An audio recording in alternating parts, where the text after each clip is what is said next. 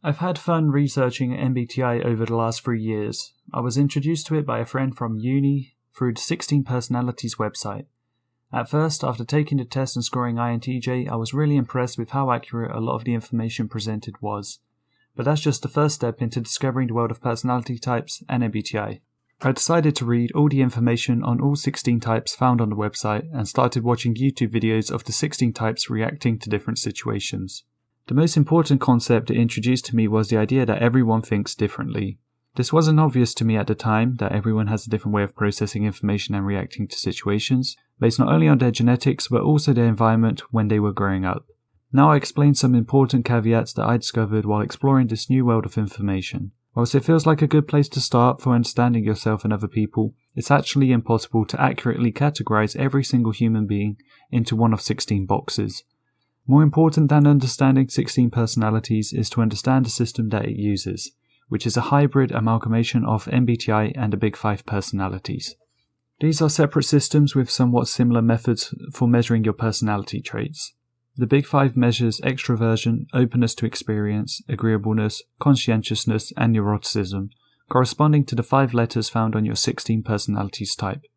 MBTI measures 8 cognitive functions, 4 introverted and 4 extroverted functions. These are feeling, thinking, sensing, and intuition.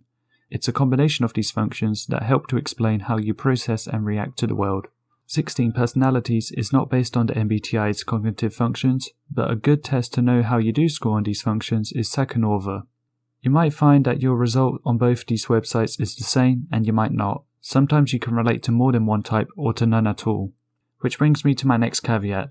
There's not just 16 types. Some people are double extroverted, some people are double introverted, some people have an extroverted personality type despite being introverted, and some people have an introverted personality type despite being extroverted. This all depends on so many factors that can't be measured through online tests that take just 10 minutes.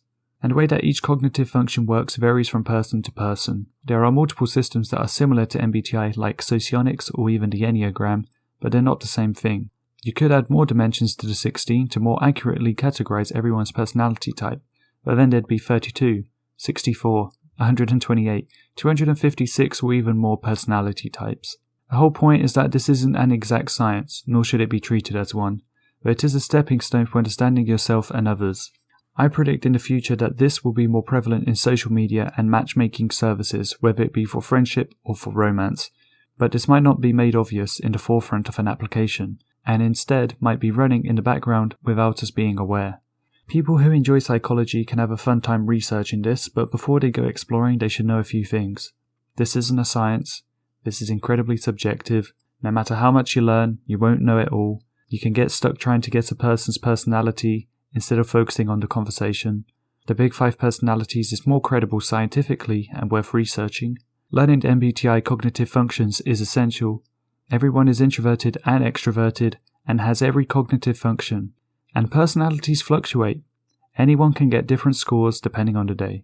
My favourite channels are Objective Personality, which is good for understanding the cognitive functions, Cognitive Personality Theory, great for understanding the subtypes, and Love who is one of the most entertaining and concise commenters on MBTI. There are many other channels which I didn't mention that are also excellent, and by a long shot I do not have a deep understanding of all this, or which channels are the best. This video was just me sharing what I've gathered so far. I hope you enjoyed.